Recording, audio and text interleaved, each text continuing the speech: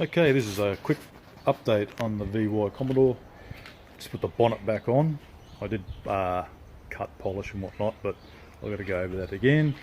But I did it by myself. I just put cardboard, packed it with rags everywhere, got a bucket under the very front to jack it up.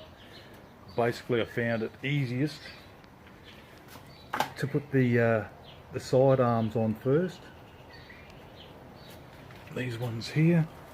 Bolt them back on with the one that bolts to the actual bonnet. Sorry about the lighting at shit house. So this section bolts back onto this one here, and put it in place, and then put your bonnet on top, and just bolt it up.